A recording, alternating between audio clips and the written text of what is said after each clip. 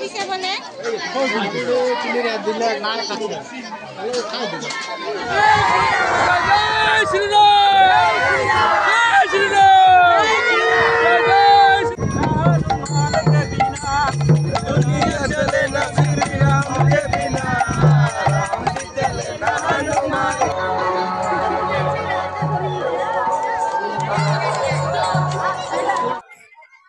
আমাৰ মাজুলী চাহ বাগিচাত 12 নম্বৰ লাইনত আজি ৰামনৱমী পূজা উদযাপন কৰা হৈছে আৰু আমি এই পূজাত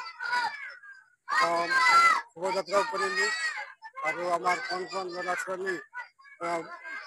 ছোৱালীবিলাক আমাৰ ৰামৰ অৱতাৰ বা হনুমানৰ অৱতাৰ এনেকুৱা ৰূপ মানে হেৰি কৰি আমি প্ৰচেছন কৰিলোঁ আৰু পুৰোহিতৰ দ্বাৰা আমি পূজা পাঠ কৰিলোঁ। আমাৰ প্ৰায় এতিয়া 18 বছৰমান হৈ গ'ল এই ৰাম নৱমী পূজা উদযাপন কৰা আৰু আগতকৈ আমাৰ পৰিয়াল অলপ বাঢ়িছে। আমি যেতিয়া ষ্টাৰ্টিং কৰিছিলোঁ তেতিয়া আমাৰ লগত মাত্ৰ 100-200 ভক্ত আছিল। এতিয়া বৰ্তমান 400-500 এনেকুৱা বাঢ়িছে। সেইকাৰণে বহুত ভাল লাগিছে। আমাৰ যেহেতু ৰাম ভক্ত আমাৰ মাজুলীত মানে বৃদ্ধি পাইছে। আমি ৰাম নৱমী পূজাৰ পৰিচালনা সমিতি হৈ এইটোৱে জনাব বিচাৰোঁ যে হিংসা হত্যা এইবিলাক কৰি লাভ নাই।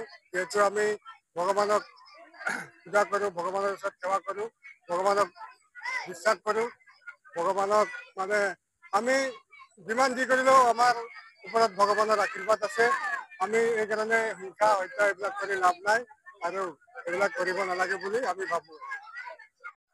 আমাৰ 12 নম্বৰ লাইন আগত এইটো এৰিয়াটো মানে বহুত বেয়াকৈ জেগাটো আছিলে। এতিয়া আমাৰ আদিবাসী ল'ৰাগিলা ছোৱালীগিলা ওলাই পালে এটা হনুমান মন্দিৰ পাতিছে। বহুত ধন্যবাদ, ইহঁতক মই ধন্যবাদ জনালোঁ। আৰু তাৰপিছত এনেকাই প্ৰত্যেক বছৰ হৈ থাকিলে আমাক আৰু ভাল লাগিব। আৰু তাৰপিছত চালোঁ যে ইয়াতে অন্নদান হয়। তাৰপিছত মানে মা বহিন যিমান আছে চব সকলোৱে বহি ফালে খানা পিনা খাই ফালে আমাৰ মানে বহুত সপ্তাহ আৰু পূজা পাঠ হৈ থাকে আৰু সৎসং হৈ থাকে।